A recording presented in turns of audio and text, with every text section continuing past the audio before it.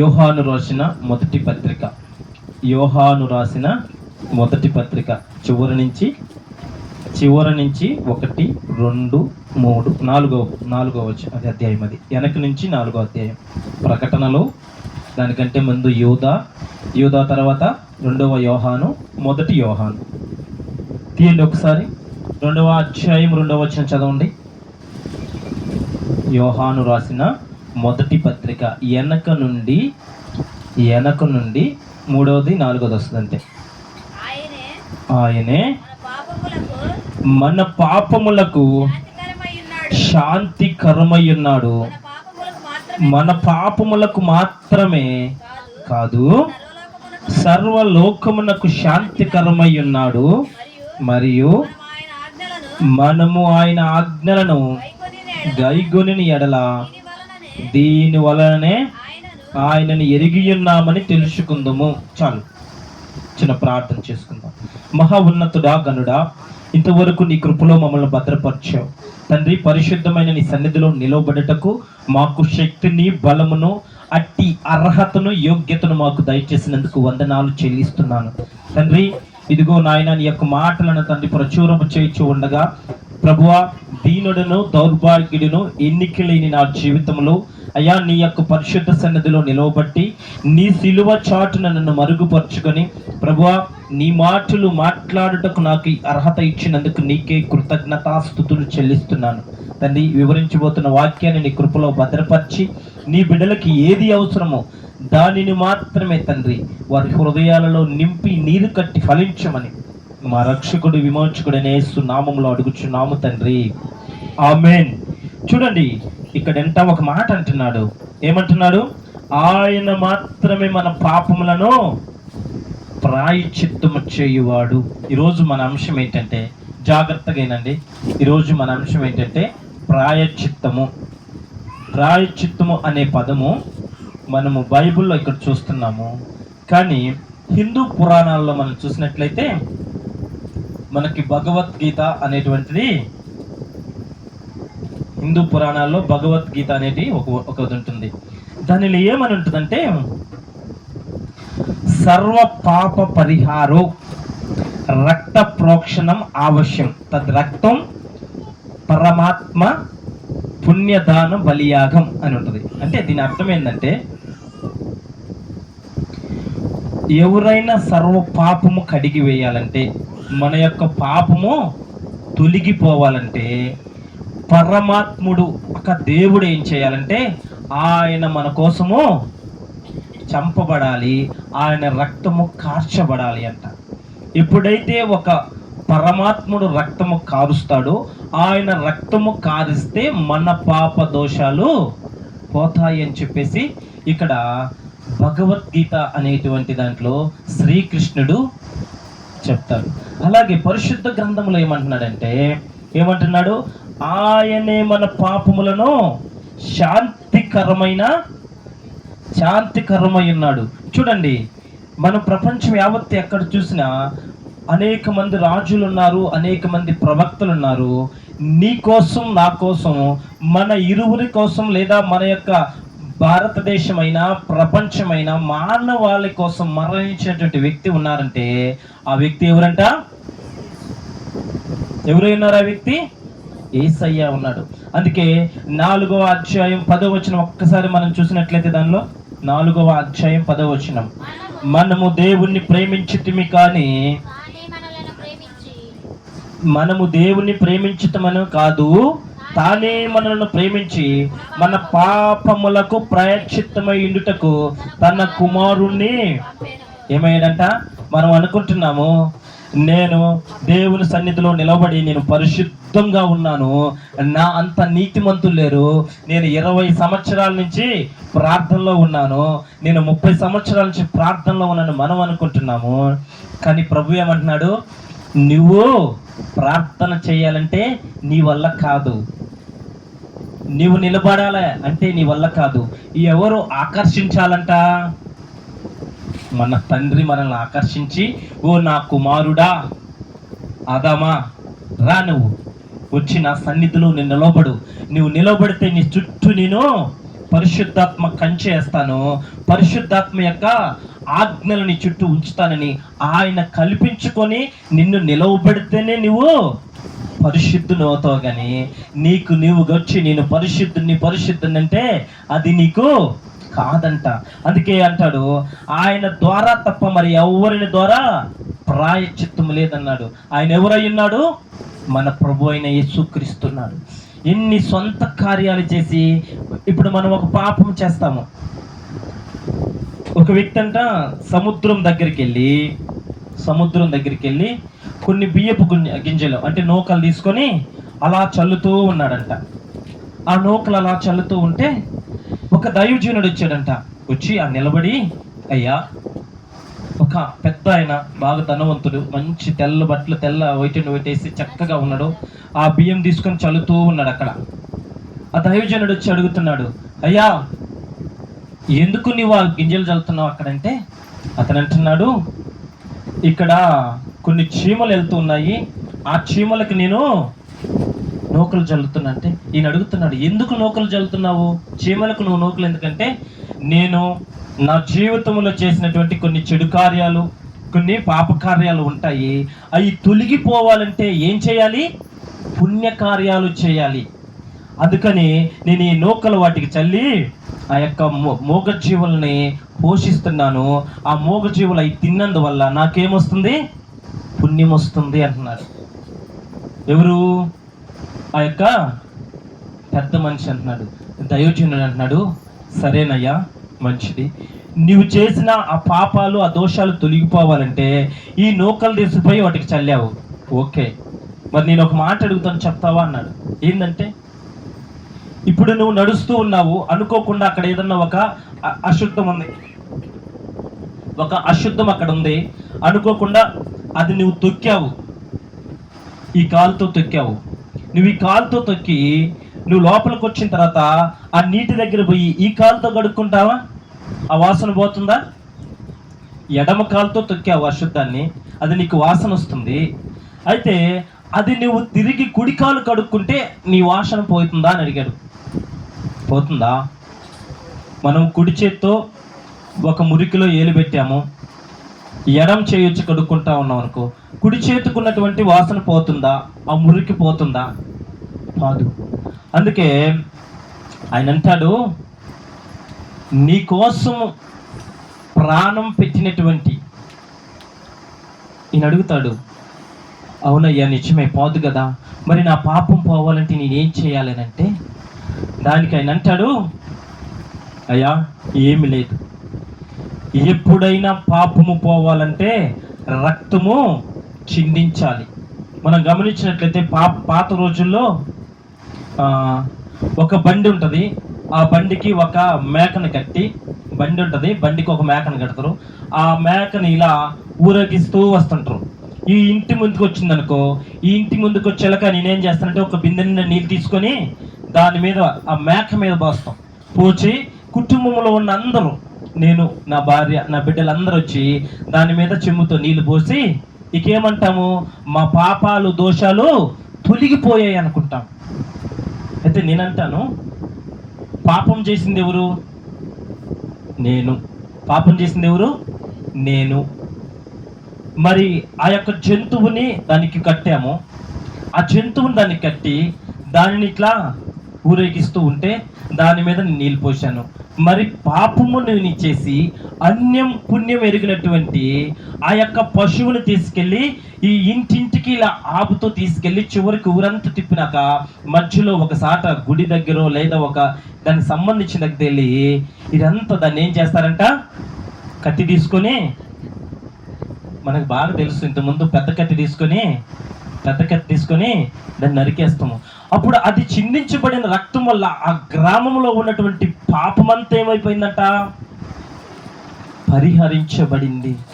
ఈ మాట చెప్పగానే పెద్ద ఆయన కనిపించింది, నిజమే కదా, నేను చేసిన పాపానికి ఎవరో బలవటం ఏంటి అని చెప్పి అక్కడే ఆయన తన పాపాలను ప్రభు సన్నిధిలో ఒప్పుకొని, నిజమేనయ్యా నువ్వు చెప్పింది, ఒక కాలుకి తొక్కితే ఇంకో కాలు కడుక్కుంటే కాదు. ఏ కాలు అయితే తొక్కామో ఆ కాలునే మనం కడుక్కోవాలి. ఆ కాలే కడుక్కుందంటే అది మన జీవితంలో ఆలోచిస్తే ఆ పాపం మనకు తొలగిపోవాలంటే కేవలం రక్తము కారిస్తేనే పాపము తొలగిపోయింది. ఆ రక్తము కార్చినటువంటి వ్యక్తి ఎవరై ఉన్నారంటే మన ప్రభు అయినా యేసుక్రీస్తు ప్రభువారు. అందుకే నేను మీకు ఈరోజు 3 అంశాలు చెప్తాం అనుకుంటున్నాను. 1, ప్రాయశ్చిత్తం అంటే ఏమిటి, 2, ప్రాయశ్చిత్తం యొక్క అవసరం ఏంటి, ప్రాయశ్చిత్తం వలన ఉపయోగాలు. 3 అంశాలు చెప్పి మనము బల్లారికి వెళ్దాము. అయితే ఎప్పుడైతే ఆ రక్తము కార్చబడి ఆ రక్తం వలన మనము కడగబడి ఆయన రక్తములో కడిగి ఆయన శరీరంలో మనం ఎప్పుడైతే పాలి భాగస్థులం అవుతున్నామో అప్పుడే మన పాప దోషాలు ఏమైపోయాయంట? కడగబడినాయంట. హల్లెలూయా. అంటే ప్రాయశ్చిత్తం మనిషికి అవసరమై ఉన్నది. ప్రాయశ్చిత్తము ఎంతో మనిషికి అవసరమై ఉంది. ఆ రక్తము పాపము లేనిదై ఉండాలి. ఆ రక్తము నిష్కలంకమైనది ఉండాలి. ఆ రక్తము పరిశుద్ధుడి రక్తమై ఉండాలి. నేను ఒక మాట అడుగుతాను, పరిశుద్ధుడి రక్తము అంటే ఏం చెప్పండి? చదువుకున్న పిల్లలు చెప్పండి. పరిశుద్ధమైన రక్తము అంటే ఏం చెప్పండి? ఇప్పుడు నా రక్తాన్ని కోసి 4 డ్రాపులు వేస్తే విజయ్ భాస్కర్ రక్తం పరిశుద్ధం అంటారా ఎవరైనా? విజయ్ భాస్కర్ రక్తం పరిశుద్ధమని ఎవరైనా అంటారా? ఇప్పుడు నా రక్తం దీన్ని బాటిల్ నిండా పెడతాను. ఈ బాటిల్ తీసుకుపోయి టెస్ట్ చేయించి ఈ విజయ్ భాస్కర్ రక్తం పరిశుద్ధమైనది, అమూల్యమైనదంటే ఎవరైనా నమ్ముతారా? ఏమంటారు?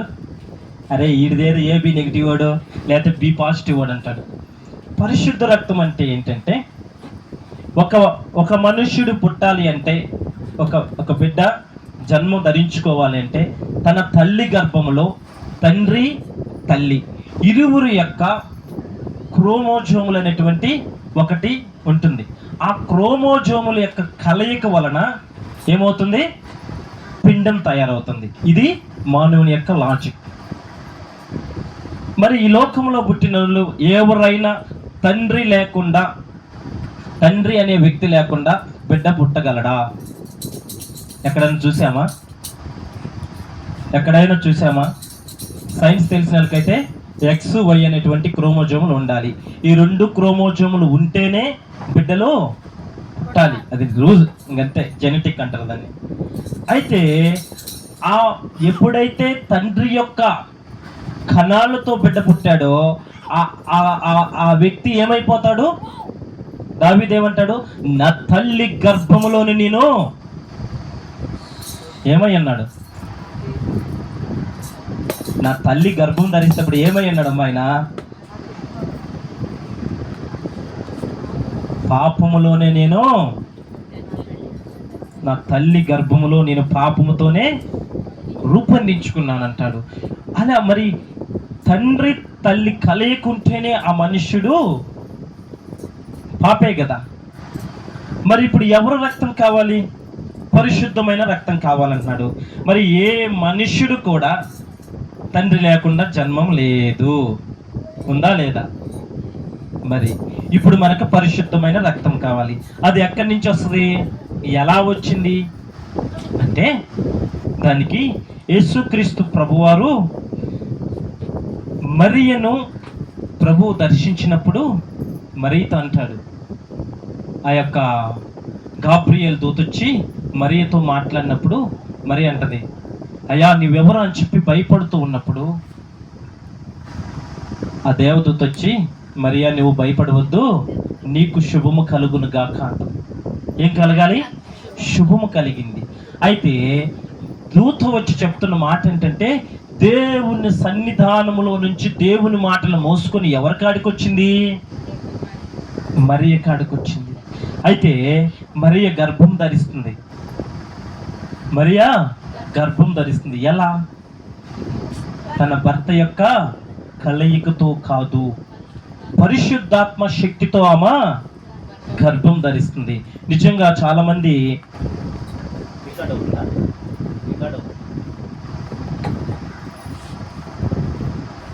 మంది అంటారు భర్త లేకుండా భర్త లేకుండా జన్మనిచ్చిన మరియా, తండ్రి లేకుండా వచ్చిన యేసయ్య, అతను ఒక దేవుడా అంటాడు. కానీ సైంటిఫిక్గా ఆలోచించి, సైంటిఫిక్గా ఆయన యొక్క రక్తము 2000 సంవత్సరాల క్రితము ఆయన రక్తాన్ని ఆ యొక్క గొల్గాతు అనేటువంటి కొండ మీద ఆ ఎండిపోయిన మరకల రక్తాన్ని తీసి ఇలా మొత్తం కలెక్ట్ చేసి ఆ చిన్న రక్తపు ఆ ఎండిపోయిన చెక్కులు తెచ్చి ఆ సైంటిస్టు ల్యాబ్లో ఆ పలక మీద పెట్టి టెస్ట్ చేస్తే వాళ్ళు ఇచ్చిన రిపోర్ట్ ఏంటి తెలుసా? 2000 సంవత్సరాల క్రితం మరణించినటువంటి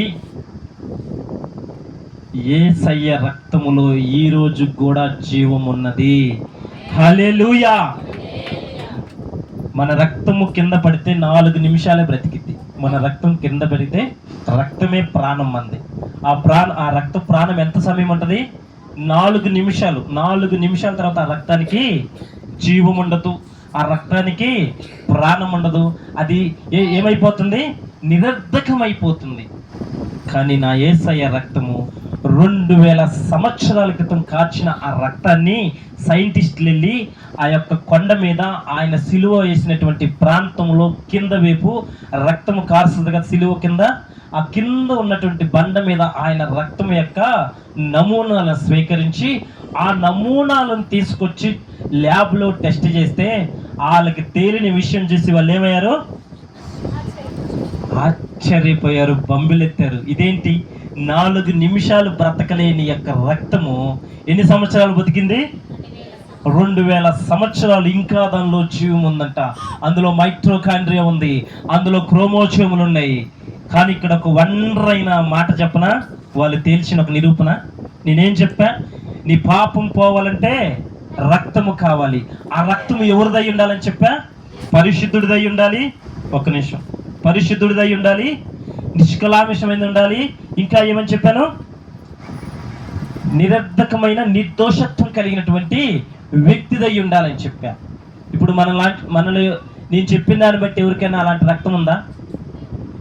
తండ్రి లేకుండా బిడ్డలు లేరు. భారతదేశమే కాదు, ప్రపంచంలో ఆడలేరు. ఇప్పుడు ఏం చెప్పారు? ఆ రక్తం తీసుకెళ్లారు, ఆ రక్తాన్ని టెస్ట్ చేస్తే ఏం తేలింది?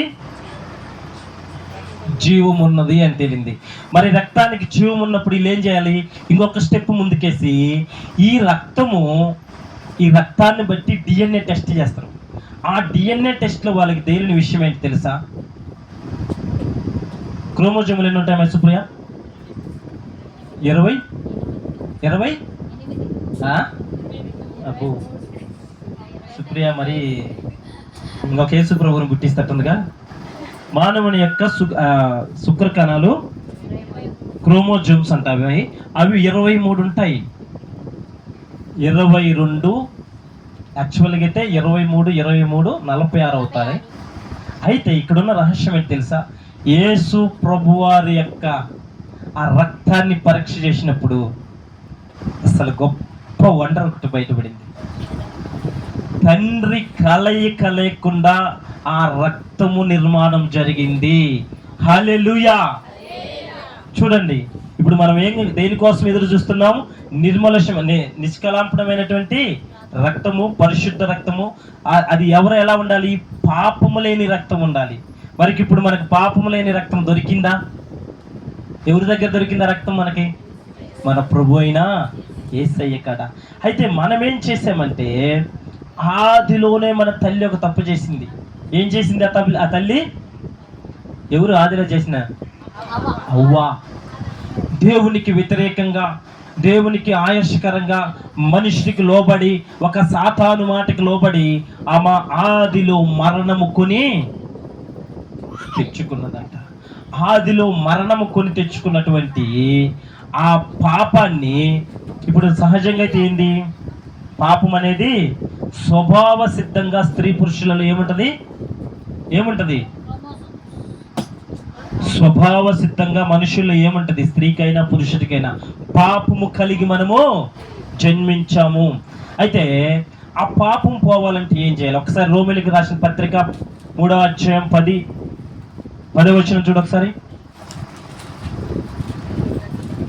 రోమీలకు రాసిన పత్రిక 3:10. నీతిమంతుడు లేడు, నీతిమంతుడు లేడు, ఒక్కడునూ లేడు, ఒక్కడును లేడు, గ్రహించిన వాడెవడునూ లేడు, ఉమ్, దేవుని వెదకువాడెవడునూ లేడు, దేవుణ్ణి వెతకవాడు ఎవడునో లేడు. ఆ, అందరినూ త్రోవ తప్పి అందరును త్రోవ తప్పి ఏకముగా పనికి మాలిన వారైరి, ఏకముగా పనికి మాలిన వారైరి, మేలు చేయువాడు లేడు, మేలు చేయవాడు లేడు, ఒక్కడైనను లేడు. ఒక్కడైనను లేడు. వారి గొంతుకు తెరిచిన సమాధి, వారు గొంతుకు సరిసిన సమాధి, తమ నాలుకతో మోసము చేయుదురు, తమ నాలుకతో మోసము చేయుదురు. వారి పెదవుల క్రింద వారి పెదవుల కింద సర్ప విషమున్నది, సర్ప యొక్క విషమున్నది. ఇంకా కింద చదువు ఒకసారి. వారి నోటి నుండా వారి నోటి నిండా శపించుటయు పగయు ఉన్నది, రక్తము చిందించుటకు వారి పాదములు పరిగెత్తుచున్నయి, నాశనమును నాశనమును కష్టమును కష్టమును వారి మార్గములలో ఉన్నాయి. చూడండి, మన యొక్క ఉద్దేశంగా చూసుకుంటే, మనము రక్తము చిందిస్తే, మనం ఒక రవిడి ఉంటాడు, వాడు కత్తి తీసుకుని ఒక వ్యక్తిని పొడుస్తాడు. పొడిచినప్పుడు అక్కడ కూడా రక్తము కారుతుంది. మరి ఆ రక్తము కారితే ఏమవుతుందంట, ఈడు వారి పాదములు ఏమవుతున్నాయి, నాశనమును కష్టమును రప్పిస్తున్నాయంట. లోక సంబంధమైన వ్యక్తి కార్చే రక్తములో ఏమవుతుంది, కష్టం వస్తుంది, నష్టం వస్తుంది, అది జైలు శిక్ష వస్తుంది. కానీ మన ప్రభు అయిన యేసుక్రీస్తు ప్రభువారు ఆ రక్తము కారిస్తే అది మనకేమయ్యిందంట, జీవమై ఉన్నదంట. అందుకే మనం చూస్తే ప్రాయశ్చిత్తం అంటే రక్తముతో నిన్ను కడగటము. ఇప్పుడు ప్రాయశ్చిత్తం అంటే ఏమైంది, నీ పాపము దోషము తొలగిపోవాలంటే నువ్వు దేంతో కడగబడాలి, రక్తముతో మాత్రమే కడగబడాలి. ఆ రక్తముతో కడగబడాలి, నీ పాపములు రద్దు చేయబడాలి. మన పాపములు ఆ బలము నుండి మనమును ఏమైంది, తొలగించాలి. ప్రాయశ్చిత్తం అంటే ఏంది, రక్తముతో కడుగుట, ఇంకా లేదంటే రక్తముతో కప్పుట.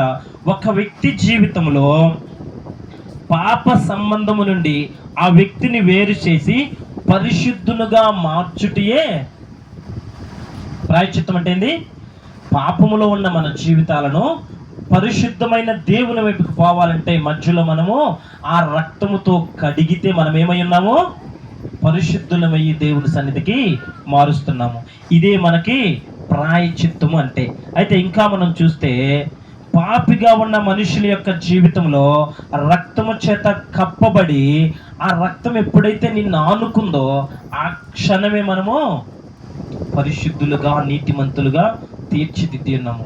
అయితే ప్రాయశ్చిత్తం ఎందుకు, ప్రాయశ్చిత్తం నుంచి మనల్ని ఎందుకు విడిపించాలి అంటే, పాపులమైన మన జీవితాలని ప్రభు దగ్గరికి మనం వెళ్ళాలి అంటే, ఇప్పుడు మనందరం ఉన్నాము. చూడండి, ఒక నిమిషం ఏనండి, సొల్లు కొట్టినట్టు ఉండకూడదు. ఇది మనం చెప్పుకుండే జక్కయ్య పోతే ఏలియా అంటే వాటికంటే ఇది కొంచెం చూడటానికి బోరుగా ఉన్నా ఇదే మనకి ఈరోజు అవసరం అవుతుంది. ఇప్పుడు మన జీవితంలో పాపులుగా ఉన్నాము. ఆ పాపిగా ఉన్న రోజులు మనము మందిరంలోనికి వస్తున్నామా? మందిరంలోకి రావాలంటే భయపడుతున్నాం. నేను ఈరోజు తాగున్నాను, మందిరానికి రాను. నేను ఈరోజు తలస్నానం చేయలేదు, నేను మందిరంలోకి రానంటాము. ఎందుకు? నీవు దేవుని సన్నిధికి నిలబడాలి అంటే నువ్వేమవ్వాలి, తలస్నానం చేసి సిద్ధపడాల. అలాగే నువ్వు పరిశుద్ధుడైన తండ్రి చెంతకి, పరిశుద్ధుడైన యేసయ్య దగ్గరకు నువ్వు నిలబడాలంటే నువ్వు ఎలా ఉండాలి, పరిశుద్ధంగా ఉండాలి. మరి నువ్వు పరిశుద్ధుడివా? నీ తండ్రి నీ తల్లి వల్లే నువ్వు పాపిగా ఈ లోకంకి వచ్చావు కదా. మరి నువ్వు ఇప్పుడు పరిశుద్ధంగా మారుతున్నావు అంటే ఎలా మారుతున్నావు? కేవలం నీటి బాప్టిజం తీసుకొని ఆ నీటి బాప్తిష్యంలో నుండి నువ్వు దేవుని యొక్క రక్తము చేత కడగబడి ప్రతిదినము నువ్వు దేవుని సన్నిధిలో నిలవబడితే అప్పుడు నువ్వు పరిశుద్ధులుగా ఉంటున్నావు. అందుకే ప్రాయశ్చిత్తం అంటే ఏం చెప్పాను, మనము దేవుని సన్నిధికి చేరాలంటే మధ్యలో మనము పాప జీవితాన్ని వదిలి దేవుని సన్నిధిలోకి రావటాన్ని అంటాము. అయితే ప్రాయశ్చిత్తం కావాలి. దాని యొక్క అవసరం ఏంటి అంటే, పాప స్వభావము నుండి, మన స్వభావం ఏంటిది, పాప స్వభావం నుండి మనం బయటికి రావాలి అంటే మానవుడు ప్రాయశ్చిత్తము అవసరము. ఇప్పుడు ఈ ప్రాయశ్చిత్తం మనకెందుకు? నువ్వెందుకు బాప్టిజం తీసుకున్నా? నువ్వెందుకు మారు మనసు పొందావు? నువ్వెందుకు ఈరోజు దేవుని యొక్క బల్లలా చేయబోతున్నావు అంటే నీకేమి ఆవశ్యకమై ఉంది? పాపము క్షమించబడాలి, ఆ పాపాలను మార్చుకోవాలి, నీ స్వభావం మార్చుకోవాలి, నీ బుద్ధి మార్చుకోవాలి, నీలో ఉన్నటువంటి రూఢితనం మార్చుకోవాలి, నీలో ఉన్నటువంటి ఆవేశం మార్చుకోవాలి, నీలో ఉన్న సమస్తాన్ని తొలగించి నువ్వెప్పుడైతే దేవుని సన్నిధిలో నిలబడతావో ఇవన్నీ నీకేమై ఉన్నాయి? అవసరమై ఉంది. నువ్వు మారు మనసు పొందిన తర్వాత కొన్ని విషయాలు చెప్తున్నాను. ఆవశ్యకత ఏంటంటే, మనం లోకంలో ఉన్నప్పుడు ఎలా మాట్లాడతాం? నోటికి ఏదొస్తుంది దురుసుగా మాట్లాడతాం. మరి ప్రభు బిడ్డగా నువ్వు కడగబడి, ప్రభు బిడ్డగా నువ్వు ఏర్పాటు చేసిన తర్వాత నీ నోటిని నువ్వేం చేసుకోవాలి? కాచుకోవాలి. నీ స్వభావం ఎలా ఉండాలి? సమరయ స్త్రీ వచ్చి ఆ మధ్యాహ్నం వేళ నిలబడింది. ఎక్కడ నిలబడింది? యాకోబు బావి వద్ద. అప్పుడు యేసుక్రీస్తు ప్రభువారు ఎండజామున అలా వస్తూ, సహజంగా మనం నీళ్ళని ఇంటికి తెచ్చుకుంటాం ఉదయము లేదా సాయంత్రం. మరి ఎండవేళ ఈ సమరయ స్త్రీకి ఆ బావి కాడ ఏం పని ఉంది చెప్పండి మీరందరూ? మనం వాటర్ ఇప్పుడు ఉదయం సాయంత్రం తెచ్చుకుంటాం. మరి ఆ సమరయ స్త్రీ ఎండవేళ బావి కాడ ఏం పని ఉంది? ఒక విషయం, తను ఏదైనా పాపమును ఆశించి అక్కడికి ఉండొచ్చు, లేదా పనులు భారం ఎక్కువై లేటుగా ఉండొచ్చు. కానీ ప్రభు అయిన యేసుక్రీస్తు ప్రభువారు ఆ బావి దగ్గరికి వచ్చి ఆమెను ఏమని అడుగుతాడు? అమ్మా, నా కోసం కొంచెము నీరు ఇవ్వమంటే ఆమె ఏమంటది? అయ్యా, మేము సమరయులము, నీవు యూదుడివి. మరి నీకు నేను, చూడండి ఇక్కడ తేడా, ఏ స్వభావంలో ఉంది ఆ స్త్రీ? సమరయ అంటే పాప స్వభావంలో ఉంది. ఈయన ఎవరై ఉన్నాడు? పరిశుద్ధుడై ఉన్నాడు. ఆయన గొప్ప ప్రవక్తగా ఆ ప్రాంతంలో తిరుగుతున్నాడు. పైపెచ్చు యూదుల్లో పుట్టినటువంటి వ్యక్తి. అందువల్ల ఆమె ఏమంది? మీరు యూదులు, మేము సమరయులము, మీకు మాకు సాంగత్యము లేదు. అంటే వాళ్ళ ఇంటికి వెళ్ళి మనము తాగకూడదు. ఎవరింటికి వెళ్ళి? సమరయుల ఇంటికి వెళ్ళి ఆ రోజుల్లో ఏం చేయాలి? ఏం తాకూడదు, ఏమి ముట్టకూడదు. అంత అంటరాని తనముగా ఉన్నటువంటి ఆ పరిస్థితిలో నుంచి ఏమన్నాడు దేవుడు? నీలివ్వమనంటే, ఈ బావి లోతుగా ఉందయ్యా, నేను తీసిలేను. ఈ బావి బాగా అది ఇబ్బందిగా ఉందయ్యా, నేను ఇవ్వలేను. ఇంకా అంటే అంటాడు, ఎన్ని కాదు కానీ నువ్వు వెళ్ళి నీ భర్తను పిలుచుకురా అన్నాడు. ఎవరిని పిలవమండో? నీ భర్తను పిలవమండ. మరి ప్రభువు తెలియదా ఆమెకు భర్త తెలియంది? మరి ఎందుకు పిలవమన్నాడు అంటే, ఈమె మనసు ఎలా ఉంది, ఈమె నిజం చెప్పిద్దా అబద్ధం చెప్పిద్దా అని చెప్పి ప్రభు ఏమన్నాడు?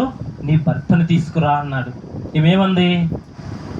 నాకు నిజంగా లేడా ఆమెకు భర్త? ప్రభు ఏమన్నాడు అప్పుడు? నీకు ఎంతమంది భర్తలు? 5 భర్తలు ఉన్నారు. చూడండి, మన హృదయాల్లో మన పాపం మనం దాచుకోవచ్చు, కప్పెట్టుకోవచ్చు, ఏదైనా చేయొచ్చు. కానీ ప్రభు ఆ పాపాన్ని బయలుపరిచి దాన్ని కడిగి వేసి నీలో నుండి ఆ అశుద్ధం పక్కకు నెట్టేసి నిన్ను పవిత్రుని చేసి ఆయన సిలువ చెంతకు ఆయన నిన్ను చేర్చుకున్నటకు ఆయన సిద్ధమై ఉన్నాడు. మనమైతే ఏమవుతున్నాము? సమరయ్యలాగా భయపడుతున్నాము. అందుకే సమరయ్య అంటాడు, నీవిచ్చే నీళ్లు తాగితే ఆమె అనుకుంది, సరే ఎలాగలాగా అడుగుతున్నాడు కదా, సరే ఇంక సమరయ్య యూదుడే బోధుడు ఇచ్చేద్దామని చెప్పి సిద్ధపడింది. కానీ ప్రభు అన్నాడు, నీవిచ్చే నీళ్లు తాగితే మళ్ళీ కొద్దిసేపటికి అది దాహం వేస్తుంది. మరి నేనిచ్చే నీళ్లు తాగితే జన్మ జన్మలకు. ఆమె లోకానుసారమైన శరీరం గురించి మాట్లాడితే ప్రభు ఏం గురించి మాట్లాడుతుండో? ఆత్మానుసారంగా మాట్లాడుతున్నాడు. మన జీవితంలో ఈరోజు మనం కూడా అనుకుంటాము, శరీరానుసారమైన మాటలు, శరీరానుసారమైన ఉద్దేశాలు, శరీరానుసారమైన మనస్సులో మనం ఉన్నాం. కానీ ప్రభు ఇచ్చేటువంటి గొప్ప దీవెనలు పొందాలంటే మనం దేనిలో ఉండాలి? ఆత్మానుసారమైనటువంటి పరిస్థితిలోకి మనం ఉండాలి. అందుకే ముందు ప్రాయశ్చిత్తం కావాలి. నీ జీవితంలో పాపాలు తొలగించేందుకు ప్రాయశ్చిత్తం ఏమైనా అవసరమైంది? ఒక రక్తము చేత కడగబడితే నువ్వు మారు మనసు పొందుతావు. ఈ యొక్క మందసం దగ్గర చేయి పెట్టడానికి నీకు అర్హత వచ్చింది. రెండు ఏమన్నాడు? ప్రాయశ్చిత్తం యొక్క ఆవశ్యకత ఉంది. ఏం ఆవశ్యకత అని చెప్పాను? స్వభావం మార్చుకోవాలి, బుద్ధి మార్చుకోవాలి, మన మనసుల్ని పరిశుద్ధపరచుకోవాలి, మన కార్యాలు మార్చుకోవాలి, మనం చీకట్లో చేస్తున్నటువంటి ప్రతి పరిస్థితిని మార్చుకొని నువ్వు ప్రభు సన్నిధికి వచ్చేయాల్సిన ఆవశ్యకత ఉంది. మూడోది, ప్రాయశ్చిత్తం వలన ఉపయోగాలు ఏంటంటే మానవుడి మీద మరణము ఏలుబాటు చేస్తుంది. ఈ మరణం ఎక్కడి నుంచి వచ్చింది? ఆదికాండం 3వ అధ్యాయం ఒకసారి చదవండి. దాని నుంచి వచ్చింది. ఆదికాండం 3వ అధ్యాయం 16వ వచనం చదవండి. ఆదికాండం 3:16 నుంచి. ఆయన స్త్రీతో నీ ప్రయాసమును నీవు నీ గర్భ వేదనను నేను మిక్కిలి హెచ్చించదను. వేదనతో ఏం చేస్తావంట? ఎందుకు అంత వేదన పడాల మనుషులు? ఇప్పుడు మనం ఆహారం తింటున్నప్పుడు ఎంత తృప్తిగా సంతోషంగా తింటాము, అవునా కాదా? ఆహారం తింటుంటే తృప్తిగా మరి తింటున్నాం. మరి బిడ్డల గనలకి ఎందుకు అంత వేదన అంటే మనము చేసిన పాపానికి దేవుడు వేసినటువంటి ఏంటిది? అది శిక్ష. ఆ శిక్షా విధిని మన ఆది పితరులైనటువంటి ఆదాము ఆ యొక్క అవ్వ తీసుకొస్తే ఆ శిక్షను తొలగించటానికి, దానిలో నుంచి మనల్ని విడిపించటానికి మనకు ప్రభు మళ్ళీ ఎవరి రూపంలో వచ్చాడు? మనిషి కుమారుడు రూపంలోకి వచ్చి ఆయన మన పాపాలను తొలగించాలనుకుంటున్నాడు. అయితే మనం ఏం చేస్తున్నామంటే మన మీద ఏలుబడి చేస్తున్న మరణం, మొదటి మరణం ఏంటిది? మొదటి మరణం ఏముంటుంది మనకి? శరీరము, ఆత్మ. అంటే లోకానుసారంగా ఈ లోకంలో ఉన్న వ్యక్తులు ఒకసారి మరణిస్తే అది లోక మరణం అవుతుంది. తర్వాత రెండో మరణం ఉంటుంది. అదేంది? యేసయ్య వచ్చినప్పుడు కొనిపోబడినటువంటి మరణం. ఈ రెండో మరణం నుంచి మనం తప్పించుకోవాలంటే మన వల్ల అవుతుందా? అప్పుడు ఏమంటారు? దాంట్లో ఏమంటారు చూడు, అగ్నిలో పడివేసి అగ్ని ఆరదు పురుగు చావదు. అగ్ని ఆరదు పురుగు చావదు. అలాంటి మరణం నుంచి మనం బయటికి రావాలంటే ప్రభు ఏం చేస్తాడో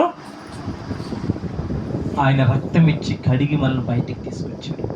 ఆయన రక్తం ఇచ్చి మనల్ని కడిగి బయటికి తీసుకొచ్చాడు. అందుకే మనను ఆ యొక్క ప్రాయశ్చిత్తం యొక్క ఉపయోగం ఏంటంటే పాపులుగా ఉన్న మన జీవితంలో పరిశుద్ధులమవుతున్నాము, ఈ లోకములో పరిశుద్ధులుగా ఉన్నాము. పరలోకానికి నువ్వు పోవాలన్నా రెండో మరణంలో కూడా ఆ యొక్క అగ్ని ఆరదు పురుగు చావుదు అనేటువంటి ఆ యొక్క ఆ పాతాళంలో నుంచి నిన్ను లేవనెత్తడానికి నీకు ఈ యొక్క ప్రాయశ్చిత్త ఆవశ్యకతగా నీకు నిలబడుతుంది. నువ్వు ఎప్పుడైతే ప్రభు సన్నిధిలో ఈ రీతిగా ఉంటావో నీవు రక్షించబడతావు, ప్రభు రక్తంలో కడగబడతావు, నువ్వు పరిశుద్ధం అయిపోతావు. ఇక నువ్వు పరిశుద్ధుడైతే నీకు అర్హత ఎక్కడికి వస్తుంది? పరిశుద్ధులైన నీకు ఎక్కడికి అర్హత వస్తుంది?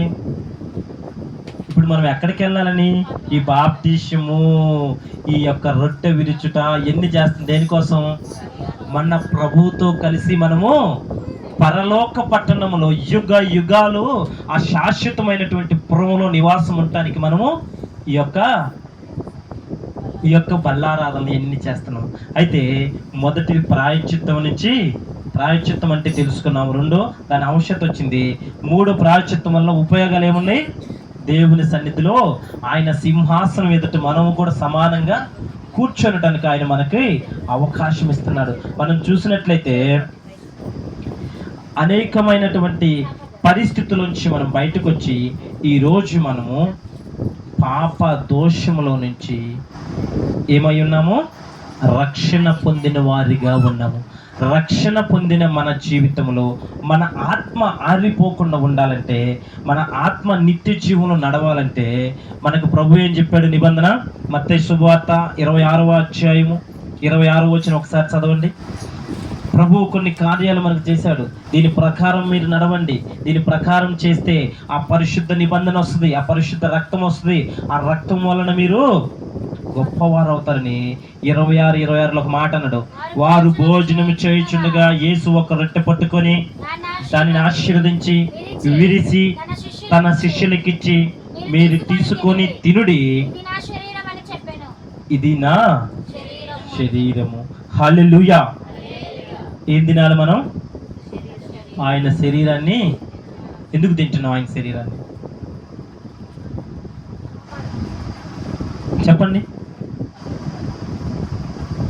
యోగ్యముగా ఉండుటకు ఆయన శరీరాన్ని మనము స్వతంత్రించుకుంటున్నాం. అంటే దేనికి?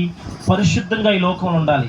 ఇప్పుడు మనము గత నెల మొదటి వారంలో రొట్టె తీసుకున్నాం, మళ్ళీ ఇప్పుడు రొట్టె తీసుకోబోతున్నాం. ఈ మధ్యలో నువ్వు ఏ పాపము చేయకున్నావా? ఏ అపరాధం చేయకుండా ఉన్నావా? ఏ అబద్ధం ఆడకుండా ఉన్నావా? ప్రభువు నీకు ఇచ్చిన 10 ఆజ్ఞలు ఒక్క ఆజ్ఞను నువ్వు తప్పిపోకుండా ఉన్నావా? ఉన్నామా? నిద్రపోకుండా అందరూ. కొంచెం బోరుగా ఉంటుంది ఈ సబ్జెక్ట్, ఎందుకంటే ప్రభువు రక్తము ఆయన శరీరము ఇలాగ ఉంటుంది. ఇది మిమ్మల్ని నవ్వటానికి సంతోషించే సమయం కాదు. ఇది నిబంధన రక్తం. ఇది ఎట్లా ఉంటుందంటే మరణకరమైన పరిస్థితిని తప్పించేది. కాబట్టి ఈ సమయం అలాగే ఉంటుంది, ఈ మెసేజ్ అలాగే ఉంటుంది. తప్పదు. అర్థమైందా? ఎవరు నిద్రపోవద్దు, లేండి, అయిపోయింది. నేను కరెక్ట్గా ఒక 10 నిమిషాల్లో ముగిస్తాను. ఏంటంట? ఆయన యొక్క శరీరమును తిని ఇది నా శరీరం అని చెప్పాను. మరియు ఆయన గిన్నె పట్టుకుని కృతజ్ఞతాస్తుతులు చెల్లించి వారికిచ్చి, దీనిలోది మీరందరూ త్రాగుడి, ఇది నా రక్తము, అనగా పాప క్షమాపణ నిమిత్తం అనేకుల కొరకు చిందించబడుచున్న ఏం రక్తం అంట? నిబంధన రక్తము. ఇందాక మనం ఏమనుకున్నాము? మన పాపాలు పోవాలంటే ఏమనుకున్నాము? ఒక రక్తము చిందించాలా, ఆయన పరిశుద్ధుడు అవ్వాలి, ఆయనకు దేవుడుగా రావాలి. ఆ దేవుడు రక్తము చిందిస్తేనే పాపాలు పోతాయని ఎక్కడ చెప్పారు? బైబిల్లో చెప్పారా? మొదట చెప్పా, భగవద్గీత అనేటువంటి ఒక శ్రీకృష్ణుడు చెప్పిన దాంట్లోనే ఉంది. మరి ఒక శ్లోకంలో ఆయనే చెప్పాడు, అయ్యా ఎవరైనా మీకోసము ఒక వ్యక్తిగా రావాలి. ఎవరు? శ్రీకృష్ణుడే అన్నాడు. ఆ వ్యక్తి వచ్చి ఎవరైతే ఆ వ్యక్తి మీకోసము రక్తము కారుస్తాడో, చనిపోతాడో, అతని వలనే మీ పాపాలు క్షమించబడతాయి. చెప్పింది ఎవరు? శ్రీకృష్ణుడు. మరి ఇప్పుడు ఈ పని నెరవేర్చింది ఎవరు? మన ప్రభు అయిన యేసుక్రీస్తు ప్రభు వారు. హల్లెలూయా. అందుకే అంటున్నాడు, మన మార్కు సువార్త, యోహాను సువార్త 6:48 ఒకసారి తీయండి. యోహాను సువార్త 6:48. విశ్వసించువాడే నిత్య జీవము గలవాడు, జీవాహారము నేనే. మీ పితరుల అరణ్యములో మన్నాను తినని చనిపోయి, దీనిని తినివాడు చావుకున్నట్లు పరలోకము నుండి దిగి వచ్చిన ఆహారం ఇదే. పరలోకము నుండి దిగి వచ్చిన జీవాహారము నేనే. ఎవడైనా ఈ ఆహారం భుజించితే వాడు ఎల్లప్పుడూ జీవించును. మరియు నేనిచ్చు ఆహారము లోకమునకు జీవము కొరకనై నా శరీరమే అనే మీతో నిశ్చయముగా చెప్పుచున్నాను. చూడండి, మన పితరులు అలనాడు ఏం తిన్నారు? మన్నాను తిన్నారు, పూరేడు పిట్టలు తిన్నారు. చికెన్గా అది మాంసం కావాలంటే పూరేడు పిట్టలు తిన్నారు. ఇక రొట్టెల కోసం దేవుడు ఏం చేశాడు? పరలోకం నుంచి ఉదయకాలములే మన్నాను పంపించిందంట. ఇప్పుడు ఈయన అంటున్నాడు, ఆ మన్నాను తిన్న మీ పితరులైతే మరణించారు, కానీ నినిచ్చేటువంటి, చూడండి చదవండి, దీనిని తినివాడు చావకుండానట్లు పరలోకము నుండి దిగి వచ్చిన ఏ ఆహారం అంటే? ఇది జీవాహారం అంట. అయితే ఎవడైనా ఈ ఆహారం భుజించితే వాడు ఎల్లప్పుడూ జీవించునంట. అయితే మరియు నేనిచ్చు ఆహారము లోకను జీవము కొరకనై నా శరీరమే. అయితే ఈ ఆహారం ఎవరంట? ఒక రొట్టె నుంచి తీసుకుంది కాదంట, లేకపోతే పంట నుండి వచ్చింది కాదంట. ఈ ఆహారం ఎవరైనారంట? పరలోకము నుండి దిగి వచ్చినటువంటి యేసయ్య అనేటువంటి ఆయన శరీరమే ఆ ఆహారమై ఉందంట. ఆయన రక్తమే ఈ ఆహారమైందంట. అందుకే అంటాడు, మొదట మనల్ని మనము పరీక్షించుకోవాలి. ఏం చేయాలి? పరీక్షించుకోవాలి. తర్వాత మన పాపములను ఒప్పుకోవాలి. ఆ తర్వాత ప్రభు భోజనంలోకి నువ్వు యోగ్యముగా చేయాలి. అయోగ్యముగా అంటే అర్థం ఏం చెప్పండి? అయోగ్యముగా అంటే ఏంటి అర్థం? ఇప్పుడు మనము నిన్నటి వారము ఒక చిన్న తగాదు పడింది. ఎవరో వద్దు, నాకు మన్నకి ఒక తగాదు పడింది, తిట్టుకున్నాము. ఈ వారం అంతా మా ఇద్దరి మధ్యలో ఏముంది? అసూయ ఉంది, పగ ఉంది, ద్వేషం ఉంది. మరి ఈరోజు నేను వచ్చి ఈ బల్లాల చేసి, ప్రభువా నన్ను దీవించు, ఆశీర్వదించి, ఈ రక్తము, ఈ శరీరం నేను తిన్నాను కాబట్టి నువ్వు జీవాహారం కాబట్టి నాకు జీవాహారం అన్నాను అనుకో, అది అవుతుందా? మరి ఏమైంది? అదేమైంది? ఇప్పుడు నేను మొన్న తగాదు పెట్టుకున్నాము, ఆ తగాదులో నుంచి వచ్చాము. నేను ఈ రక్తంలో, ఈ శరీరంలో చేయబెట్టాను, చక్కగా తినిపోయాను. ఇప్పుడు అతనికి నాకు మధ్య సహవాసం కుదిరిందా? నెమ్మది వచ్చిందా? సమాధానం వచ్చిందా? ఒకరికొకరి మధ్య మాకు సమాధాన పడి మేము ఉన్నామా? లేవు. కాబట్టి అది మనకి ఏమిగా ఎంచబడుతుంది? అయోగ్యముగా ఎంచబడుతుంది, అపరాధముగా ఎంచబడుతుంది. అందుకే ప్రభు అంటున్నాడు, నా శరీరము, నా రక్తములో నువ్వు చేయాలంటే నువ్వు ఏం చేయాలి? ముందుగా సమాధాన పడాలి, పాపములు ఒప్పుకోవాలి, పశ్చాత్తాపడాలి. తర్వాత నువ్వు నా భోజనములో నువ్వు చేయి వేయాలి, యోగ్యముగా చేయి వేయాలంటున్నాడు. అందుకే మొదటి కొరింథీ పత్రిక 10వ అధ్యాయం 16వ వచనం ఒకసారి మనం చూద్దాం. మొదటి కొరింథీ పత్రిక 10వ అధ్యాయం 16వ వచనం మనం చూస్తే చూడండి, అక్కడ మనము జీవించు 10:16 కదా. మనము దీవించు ఆశీర్వచన పాత్రలోనిది త్రాగుట, క్రీస్తు రక్తములో పాలు పంచుకున్నటే కదా. మనము విరుచు రొట్టె తినుట, క్రీస్తు శరీరంలో పాలు పంచుటనే కదా. మనమందరము ఆ యొక్కటే రొట్టెలో పాలు పంచుకొనుచున్నాము.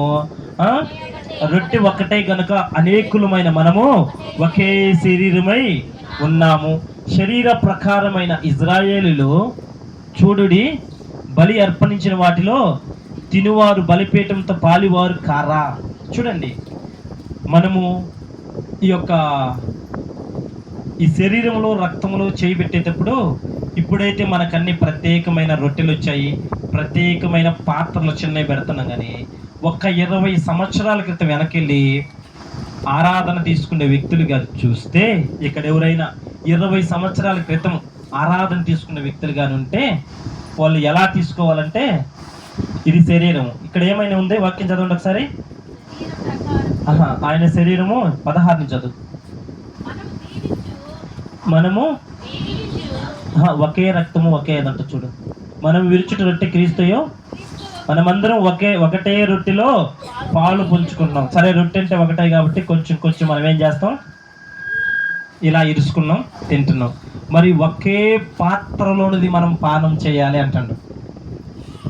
ఇప్పుడైతే మనం ఇలా ఎత్తి పెట్టుకున్నాం, కానీ 20 ఏళ్ల క్రితం వాళ్ళు ఎత్తి పెట్టుకుని తాగుతారా? పెట్టి నేను ఇప్పుడు ఆ పిల్లకిస్తాను. ఇప్పుడున్న రోజులను బట్టి కొత్త కొత్త రోగాలు వచ్చినాయి కాబట్టి తీసేసాం. కానీ సహజంగా అయితే ఏం చేయాలి?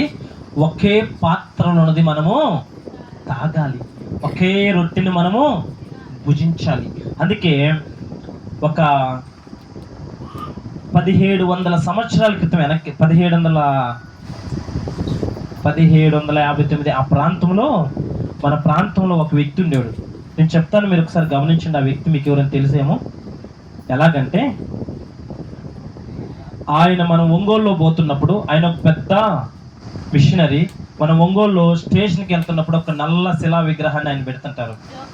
ఆయన పేరేమైనా ఐడియా ఉందా? ఎవరమ్మా? ఎస్, జ్యూయెట్ క్లౌథోర్ అనేటువంటి ఒక వ్యక్తి మన భారతదేశంలోకి వచ్చి బకింగ్హామ్ అనేటువంటి ఒక కాలువ దవ్వుతుండ్రు. బకింగ్హామ్ అంటే ఏంటంటే, కృష్ణా నది విజయవాడ నుంచి మద్రాసు వరకు ఈ రోజుల్లో అంటే మనకు రైలు ఉంది కాబట్టి తీసుకెళ్తుంది. ఇంకా స్పీడ్గా చెప్పాలంటే రోడ్లు బాగున్నాయి కాబట్టి మనం గంటలో బాపట్ల నుంచి ఇక్కడికి వస్తున్నాం. అదే ఆ రోజుల్లో రోడ్లు లేవు, రైలు లేదు. మరి అక్కడ ఉన్నటువంటి సరుకులు, విజయవాడలో వాళ్ళు తీసుకున్న సరుకులు తిరిగి మద్రాసు వరకు చేర్చుకోవాలంటే వారికి రవాణా సౌకర్యం లేక వాళ్ళు ఏం చేశారంటే ఒక కాలువ తవ్వించారు. ఆ కృష్ణా నదిలో ఉన్న నీటిని మద్రాసు దగ్గర ఉన్నటువంటి ఆ సముద్రంలో కలిపితే వీళ్ళు రవాణా చేసుకోవడానికి వాడలో పోవడానికి కాలువ తవ్విస్తుంటే, ఆ కాలువ తవ్వే సమయంలో మన దేశంలో, మన రాష్ట్రంలో ఎలా ఉందంటే తినటానికి తిండి లేదు, ఉండటానికి ఇల్లు లేదు. నేను ఇంకా ఒక మాట చెప్తాను. 1722వ సంవత్సరంలో ఒక వ్యక్తి ఫోటో నేను చూశాను. అప్పుడున్న మన ప్రజలు ఎలా ఉన్నారంటే, ఈ శరీరంలో పట్టు ఉంటుంది కదా, ఈరోజు మన పొట్టలైతే అందరం ముందే వేసుకుని ఉన్నాం. ఆ రోజుల్లో జీవించిన ఆ వ్యక్తి పొట్ట ఎలా ఉందంటే, ఈ ముందున్న బొడ్డెల్లి వెనకాల ఉన్నటువంటి నడ్డిపుని తగిలే స్థితిలో ఉంటాం. అంత పేదరికంలో ఉన్న సమయంలో ఈ క్లవ్ అనేటువంటి దొరగారు ఏం చేశారంటే, వీళ్ళకి ఏదో ఒకటి చిన్న ఉపాధి కలిగిద్దామని, అమ్మారా నిన్ను పనికి తీసుకెళ్తానని పనికి తీసుకెళ్ళి పగలు ఒక 2-3 గంటలు అది మొత్తం తవ్వించి పని చేయించుకొని వారికి శ్రేష్టమైనటువంటి గోధుమలు, శ్రేష్టమైనటువంటి బియ్యము అలాంటి ఇచ్చి వాళ్ళని పోషిస్తూ వస్తున్నాడంట. పగలంతా ఈ రీతిగా పోషించి ఆ రాత్రి వచ్చి ఇంత చిన్న గుడారం వేసుకొని గుడారంలో ముందు నిలబడి వీరందరికీ సువార్త ప్రకటిస్తారంట. అమ్మా, యేసుక్రీస్తు ప్రభువారు అనేటువంటి దేవుడున్నాడు, ఆయన్ని మీరు విశ్వసిస్తే ఆ టయానికి భారతదేశంలో క్రైస్తవం తక్కువ ఉంది, క్రైస్తవము తెలియదు. ఇక ఇంకో మాట చెప్పాలంటే, మొన్న ఒక మాట చెప్పాను మీకు, భర్త మరణిస్తే భర్తతో పాటుగా ఆ భార్యని కూడా ఏం చేస్తారు, ఆ చిట్టి మీద పెట్టి కాల్చి చంపేస్తారు. టైం బాగలేక 18 ఏళ్ళ పిల్లకి కానీ భర్త చనిపోయాడు అనుకో, ఇంకా ఆ పిల్ల జీవించాల్సిన సమయం ఎంత ఉంటుంది? ఇప్పుడు 18 సంవత్సరాల అమ్మాయికి భర్త చనిపోయాడు. ఈ రోజుల్లో అయితే మనం తల్లి అవసరమైతే 2వ పెళ్లి చేస్తాం, లేకపోతే అలాగే తనకు మళ్ళీ 50-60 సంవత్సరాలు తన వయసు అయిపోయిన దాకా బ్రతుకుతుంది. ఆ రోజుల్లో అయితే అట్లా కాదు. భర్త చనిపోయాడంటే ఆమె వయసు 8 సంవత్సరాలకే పెళ్ళి. ఎప్పుడు పెళ్ళి? ఎప్పుడు? 8 సంవత్సరాలకే. అందుకే 8 సంవత్సరాల నుంచి 10 ఏళ్ళు అవని 12 ఏళ్ళు అని భర్త చనిపోయినామంటే ఆ స్త్రీని తీసుకెళ్ళి భర్తతో పాటు కాల్చేస్తారు. ఆ వ్యవస్థలో నుంచి బయటికి తీసుకురావడానికి వచ్చిన వ్యవస్థే ఈ క్రైస్తవం. అయితే ఈ దొరగారు ఏం చేశారంటే, ఆ నది తవ్వుతూ ఉన్నప్పుడు, ఆ కాలువ తవ్వుతున్నప్పుడు పగలేమో పని చేయించుకొని వారికి తినడానికి ఆహారం పెట్టి రాత్రి వెళ్ళి వాళ్ళకి ఏం చెప్పాడు, సువార్త ప్రకటించి, ఆయన సువార్త యొక్క భారం ఎంత తెలుసా? ఆయన చేసిన సువార్తకి ఈ పక్కన ఉన్నటువంటి కాలువ ఉంది కదా, కరవాజు దగ్గర, ఎక్కడ కరవాజు దగ్గర ఒక కాలువ ఉంది. ఏంటది? కరవాజు దగ్గర ఒక కాలువ ఉంది. ఏంటది? పెద్దది గుండ్లకమ్మ. ఆ గుండ్లకమ్మ వాగులో ఒక్క రోజే 2222 మందిని దేవుని వైపు నడిపించి దేవుని సన్నిధిలో విశ్వాసులుగా చేసి వారు మొత్తానికి 3 రోజులు ఆగకుండా బాప్టిజం ఇచ్చాడంట. ఎన్ని రోజులు? 2222 మందికి బాప్టిజం ఇవ్వాలంటే రెయ్యింబగులు నిలబడితే 3 రోజులు పట్టిందంట ఆయనకి. ఆ 3 రోజుల్లో ఆయన ఆ నీళ్ళల్లో నిలబడి ఏమై ఉంటాడు? 3 రోజులు అయిపోయిన తర్వాత బయటకు వస్తే శరీరం అంతా షర్ట్ ఇలా వేసుకొని అలా కూర్చున్నాడంట దొరగారు. అప్పుడు విశ్వాసులు, ఆత్మీయ తండ్రి కదా, అయ్యా 3 రోజుల నుంచి షర్ట్ వేసుకొని ఉన్నావు, ఒక్కసారి ఆ సొక్కా తీరాదని చెప్పి సొక్కా బట్టలను ఊడదీసి బయటికి తీస్తే వెనకాల నుంచి సొక్కా లాగుతుంటే అట్టగానే చూడు, అట్ట పట్టుకొని లాగితే వచ్చి చూడు, అలా శరీరం అంతా వెనక నుంచి వేసి బయటకు వచ్చింది. అప్పుడు ఆత్మీయ పిల్లలు ఏడుస్తూ, అయ్యా ఏందయ్యా ఇదంటే ఆయన చెప్తాడంట, అమ్మా నేను అమెరికా ప్రాంతంలో చల్లని వాతావరణంలో ఉంటాను, కానీ మీ అందరూ రక్షణ కోసం నేను ఈ దేశం వచ్చి నీ కోసం ప్రార్థన చేస్తూ ఉన్నప్పుడు మధ్యాహ్న వేళపు ఎండ నా వెనక పడి ఆ చెమట గుల్లలు వచ్చినప్పుడు నేను పోయి ఆ ప్రార్థనల నుంచి లేయకూడదని పక్కనున్న చెట్టు ఉంటుంది కదా, ఆ చెట్టుని ఇలా ఇలా గోక్కుంటే ఆ గోకినప్పుడు వచ్చినటువంటి ఆ రక్తం ఉంటుంది కదా, అది వెనకాల అట్టగట్టిపోయి లాగితే ఊడొచ్చిందంట. చూడండి, క్రీస్తు కొరకు కష్టపడినటువంటి వ్యక్తులు ఎన్నో శ్రమలు అనిపించారు. మన జీవితాల్లో కూడా ఎన్నో శ్రమలు శోధనలు వస్తుంటాయి. ఆ శ్రమలు శోధనలు జయించి మనం దేవుని సన్నిధిలో పరిశుద్ధంగా నిలబడాలంటే ఆ క్లౌదర 3 రోజుల పాటు బాప్టిజం ఇచ్చారంట. మనమైతే గట్టిగా ఒక 5 కిలోమీటర్లు పోవాలంటే ఎంత ఇబ్బంది పడతాము. అయినా ప్రభు ఆయన కల్పించుకొని ఇలాంటి గొప్ప దానిలోకి వస్తూ ఇప్పుడు చూడమ్మది 1 కొరింథీ 11:15 చూడ ఒకసారి. ఈ సంగతులు 11:15 నుంచేనా? 1 కొరింథీ 11:17 మీకు ఈ ఆజ్ఞని ఇచ్చును, మిమ్మల్ని మెచ్చుకొనును, మీరు కూడా వచ్చుట ఎక్కువ కీడియే కానీ ఎక్కువ మేలుకు కాదు.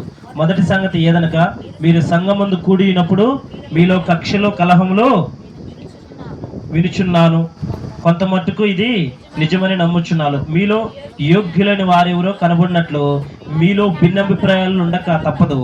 మీరందరూ కూడి వచ్చుండగా మీరు ప్రభు రాత్రి భోజనము చేయటం సాధ్యము ఎలా ఉండి చేయగలేమంట? కలహాలు, కక్షలు, భిన్న అభిప్రాయాలు ఇవన్నీ ఉండి మీరు ప్రభు భోజనము చేయలేదు. కాబట్టి మీరు ఏం చేయాలి? తర్వాత చూడమ్మా. ఎలా అనగా మీరు ఆ భోజనం చేయనప్పుడు ఒకరికంటే ఒకడు ముందుగా తన మట్టుకు తాను భోజనం చేయుచున్నాము, ఇందువలన ఒకడు ఆకలి కొను మరొకడు మత్తుడవును. చూడండి, తీసుకునే ఈ యొక్క శరీరము రక్తము కూడా అంట ఒకడు ఎక్కువ ద్రాక్షారసము మనం తెచ్చే ద్రాక్షారసమైన 2 బుడ్లు తాగేమంటే ఏమైతుంది? మత్తు వచ్చేసి ఒకరు ముందు నుంచి తాగేవాడేమో మత్తుడై పడుకుంటాడంట, వెనకున్నాడు ఏమైంది చాలక ఆకలి కొంటాడంట. అందుకని ఆయన ఏం చెప్పాడంటే సమానంగా తీసుకోండి, భిన్నాలు లేకుండా తీసుకోండి, ప్రభు సన్నిధిలో కలహాలు లేకుండా తీసుకొని ప్రభు సన్నిధానంలో ఆయన శరీరమును ఆయన రక్తమును మనము పాలు పంచుకోవాలి అని చెప్తున్నాడు. అయోగ్యముగా ఉండాలి, పాపాన్ని వదిలివేయాలి, మనము సమస్తాన్ని ఒప్పుకొని ఆయన సన్నిధిలో నిలబడితే ఆయన ఇచ్చే ప్రాయశ్చిత్తము మనం తీసుకొని దాని అనుసారంగా నడుచుకుంటే ప్రభు మనల్ని దీవిస్తాడు, ఆశీర్వదిస్తాడు. అట్టి కృప మనందరికి కూడా ప్రభు దయచేయును గాక. ఆమేన్. అందరూ మీ ప్రాంతంలో, మీరున్న ప్రాంతంలో ఒక క్రమం చెప్తానేనండి. అంటే మొన్న ఏమైందంటే సామేల్ పేటర్ గారు వచ్చినప్పుడు 2 పక్కల భోజనానికి కూర్చున్నాం. అలాగే ఈయన ఐజాక్ అయ్య గారు వచ్చినప్పుడు